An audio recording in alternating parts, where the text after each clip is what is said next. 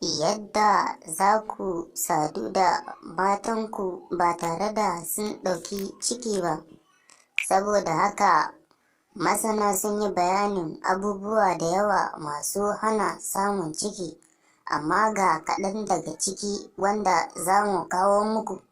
Saboda haka muka yanke shawaran za mu kawo muku asalin bidiyon da ake practical akan yadda ake hana haihuwa. Don haka ga duk mai so ya ga wannan bidiyo sai ya danna subscribe, sannan ku danna alamar ƙararrawar sanarwa ta yadda za mu sanar da ku da zarar mun ɗora wannan bidiyo. Masana sun yi bayanin abubuwa da yawa masu hana samun ciki, amma ga guda uku masu muhimmanci za mu yi bayaninsu da kuma maganinsu a taƙaice. Na ɗaya, zafin mahaifa.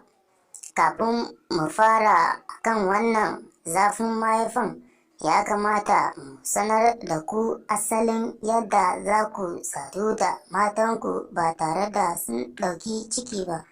Da farko dai, idan ka kasance kana kan lokaci, wato lokacin kwanciyanka da kai da matarka, bayan ka yi kana gab da lokacin da za ka kawo, wato za ka yi release, sai ka zare sannan ka yi a waje. Bayan nan sai kuma zafin mahaifa. Wannan matsala idan ya yi yawa a cikin mahaifa yana iya sanya maniyyi idan ya shiga ciki, sai zafin ya yi masa yawa sai ya ruɓe.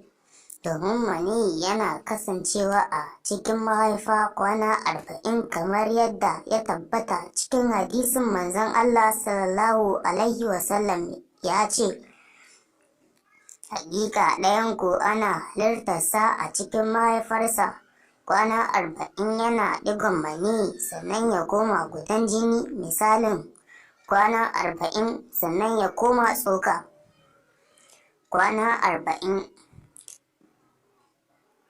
Idan maniyyi ya shiga cikin mahaifa, wannan zafin madaidaici shi zai fara dukan maniyyi, sannan ya fara zama kamar jini-jini zuwa kwana 40, sai ya daskare ya zama tsoka.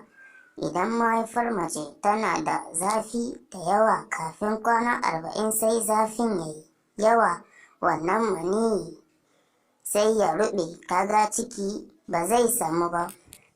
Alamomin cuta ta zafin mahaifa ita ce ciwon mara mai ɗaurewa, sai kuma wasan al'ada, sai kuma ganin jini dunkule-dunkule lokacin al'ada.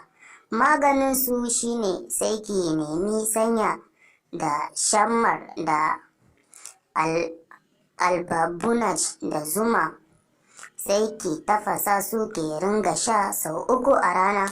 Don haka za mu dakata daga nan. Ga duk mai so ci gaban wannan bidiyo kan yadda za ka sadu da matanka ba tare da ta ɗau ciki ba, sai ku danna subscribe, sannan ku danna alamar ƙararrawar sanarwa ta yadda za mu sanar da ku da zarar mun ɗora wannan bidiyo. Sannan daga ƙarshe muna roƙonku da ku tura zuwa sauran group WhatsApp da Facebook da sauran social media.